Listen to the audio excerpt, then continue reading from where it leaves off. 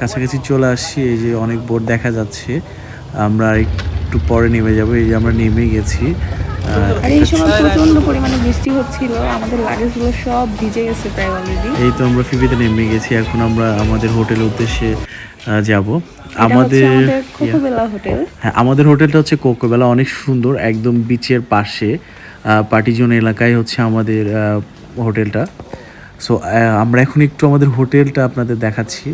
আমাদের হোটেল এখান থেকে স্টার্ট হয়েছে, হোটেলের গেট। হোটেলটার ভেতরে অনেক সুন্দর। আমরা যে ভিলাটা নিয়েছি সেই ভিলাটা অনেক সুন্দর, তাই না? হ্যাঁ, ভিলাটা অনেক বেশি সুন্দর। ফার্স্ট এখানে সুইমিং পুল আছে, এটা অনেক বেশি সুন্দর। আর এটার পেছন সাইডে আছে হচ্ছে ভিলা। এটার পেছন সাইডে হচ্ছে একটার পর একটা অনেকগুলো ভিলা আছে।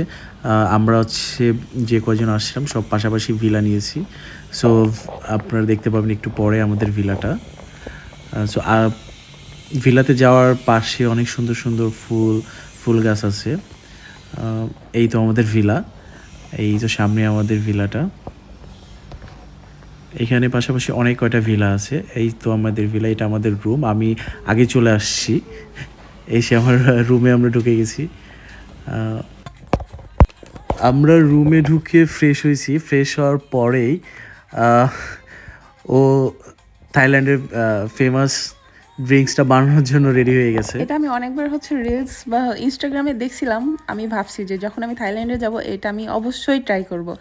দেন আমরা হচ্ছে ওখানে ফ্রেশ ট্রেশ হওয়ার পর একটু বের হয়েছিলাম। 7-Eleven থেকে আমরা হচ্ছে এটা নিয়েছি। সেখান থেকে একটা হচ্ছে ব্যানানা ফ্লেভারের ড্রিঙ্কস আর চকলেট নিয়েছি। আর এটা হচ্ছে গ্লাসটাও দিয়ে দেয়, ওখানে আইস দেয়। সো আমরা ওখানে না বানিয়ে হচ্ছে রুমে নিয়ে এসে আমরা সেখানে বানিয়েছি। ফার্স্টে হচ্ছে আমরা রুমে ব্যানানা একটু আস্তে ধীরে আমরা রিল্যাক্স ড্রিঙ্কসটা এনজয় করবো, এই জন্য রুমে নিয়ে আসছি। এখন ড্রিঙ্কসটা বানানো হচ্ছে, সে এখন বানাচ্ছে।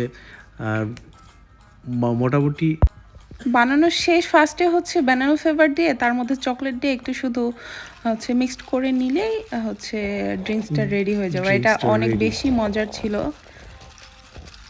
ড্রিঙ্কসটা রেডি, একটু ঝাঁকানি দিয়ে হচ্ছে মিক্স করে নেওয়া হচ্ছে। খেতে অনেক বেশি ভালো ছিল, অনেক মজা ছিল, এনজয় করছি আর ড্রিঙ্কসটা অনেক ড্রিঙ্কসটা। বড়, একা ড্রিঙ্কসটা আসলে খাওয়াটাও সবার জন্য মুশকিল।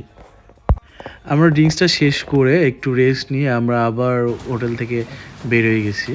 আমরা বিচের দিকে একটু ঘোরাঘুরি করব বলে। এই সময় দেখছি অনেক বৃষ্টি হচ্ছিল, এর অনেক মধ্যে আমরা বলতে বের হয়েছি। একটু বৃষ্টি তখন মোটামুটি আসছিল। আমরা হোটেল থেকে ছাতা নিয়ে আমরা বের হয়েছি। আস্তে আস্তে সন্ধ্যা হয়ে যাচ্ছিল। সন্ধ্যার সময় বৃষ্টিটা অনেক বেশি